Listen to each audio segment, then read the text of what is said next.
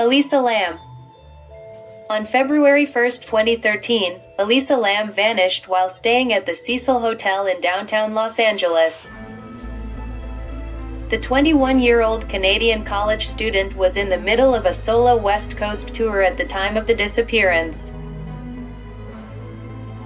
In an attempt to locate her, the Los Angeles Police Department released the last known images they had of Lam, a snippet of security footage taken in the hotel's elevator on the day of her vanishing, but the clip was far from ordinary. In the video, Lam enters the elevator and presses nearly all the buttons, causing the car to stall. As the doors remain open, Lam peeks out into the hallway, exiting and re-entering several times. She rocks in place and gestures with her arms, as if communicating with someone off camera. Her movement is unsteady. Finally, Lam disappears down the hall to her left, the elevator doors closing behind her.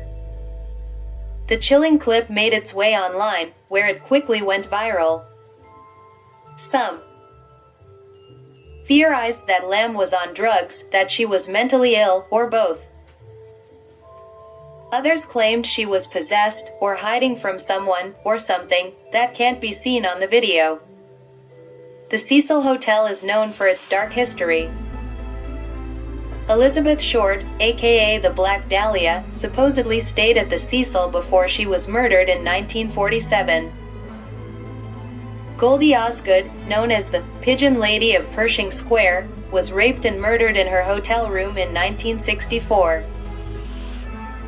Richard Ramirez, the Night Stalker, and his copycat Jack Unterweger lived at the Cecil while they committed their crimes. The hotel has also played host to many a suicide, including one woman who killed a passing pedestrian after jumping from above. 2 weeks passed, and Elisa Lam remained missing. At the same time, guests at the Cecil began complaining of low water pressure in their rooms and brownish water seeping out of the tap. On the morning of February 19th, a hotel employee named Santiago Lopez went to check on the hotel's 4 rooftop water tanks. He noticed the top hatch to one tank was open. Lopez climbed a set of ladders and peered inside. He was horrified by what he saw. Floating face up in the water near the top of the tank was the body of a young woman. It was Elisa Lam. Lopez told the police that no one could access the roof without tripping an alarm. In fact, he had to deactivate the alarm system before stepping out himself. Only hotel staff possessed the keys to the rooftop stairwell and door.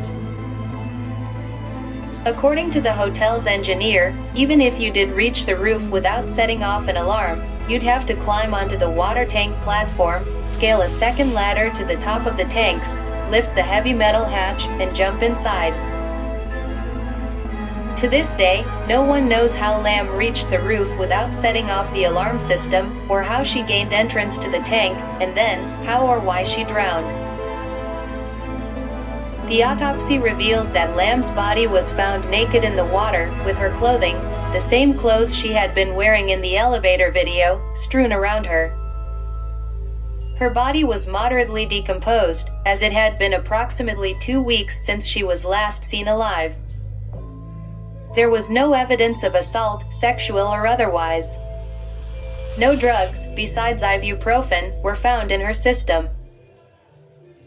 At the time of her death, the water tank was about half to 3/4 full, leading some to question how an able-bodied woman could drown in a relatively small amount of standing water.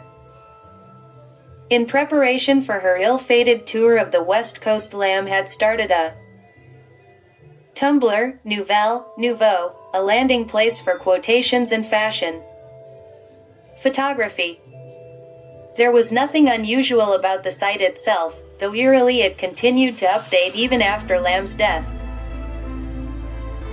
While clearly Lam had scheduled her Tumblr to post automatically, it left many to wonder if the dispatches might be messages from beyond the grave.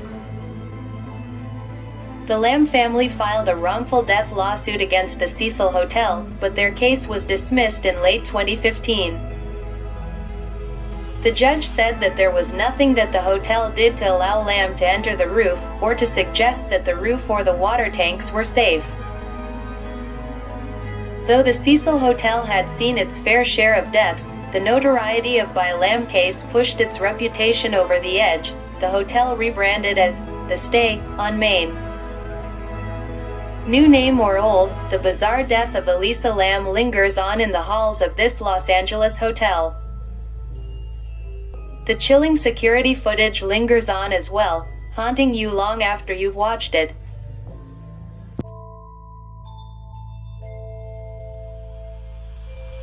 Ricky McCormick. On June 30, 1999, a woman driving along Route 367 in eastern Missouri crossed a partially decomposed body in a cornfield. Police knew the spot well. It was an area where bodies had been dumped before.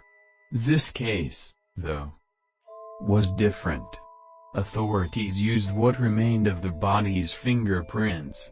Decomposition had set in, and the fingers were detached, to identify the corpse. It belonged to 41-year-old Ricky McCormick.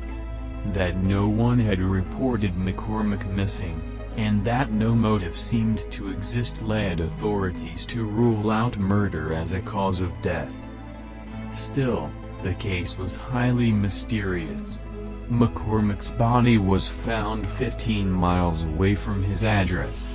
He didn't know how to drive, and there was no public transit that could have brought him to such a remote spot. The police focused on McCormick's background and trying to search for clues about his death. He was a high school dropout, unemployed and unmarried, and a father to 4 children.